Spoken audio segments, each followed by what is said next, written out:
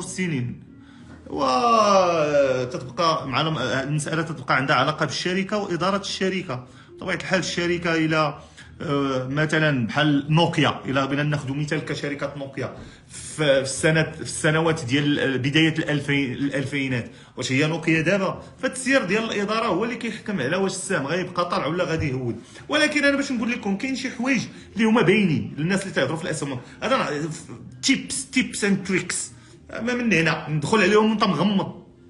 بغيتي تشري الاسهم، عندك الفلوس، سير شري اخويا في اسهم ديال فيسبوك، ديال ابل، ديال خلي شوف غير هو انت خلي توقع شي فضيحه يطيحوا الاسهم وشري دخل عليها يوم ديك الساعه وراه تيطلعوا هذوك الاسهم. تيسلا فهمتي تيطلعوا هادو ما عمرهم غيخسروا هادو.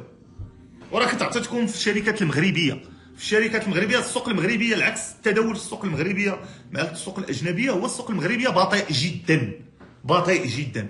وراه تقدروا مع البنكه ديالكم انكم تفتحوا دي بورتفوليو. عندك الفلوس اخويا في الكونت حاطه ما تدير بها والو، سير تداول بها. ايوا شوف بغيت نتداول، ملي غنبغي نتداول غادي نشوف شكون هما الناس اللي كاينين في البلاد اللي الشركات ديالهم كاع ما تتقول غادي يولي يزيد عليك في المازوت وتقول زيد عمي يا خنوش هكاك بين هكاك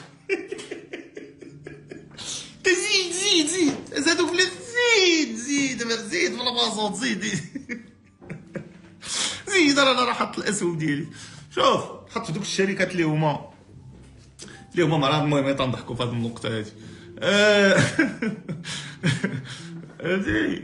الشركات اللي باينين في المغرب، عمرك ترى كاين شي شركات راه باينين، ما عندي ما نقول لك فيهم، راه باينين غادي تحط فيهم، ما عمرهم هذوك ما تيجيهم لا فاييت لا ما كيجيهم والو. هذوك فهمتيني تيخدموا، هذوك ديما العام كامل خدامين.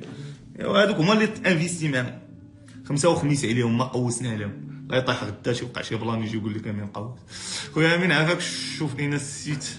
شكرا على متابعة الفيديو. للتواصل معنا المرجو ترك رسالة على الأرقام التالية.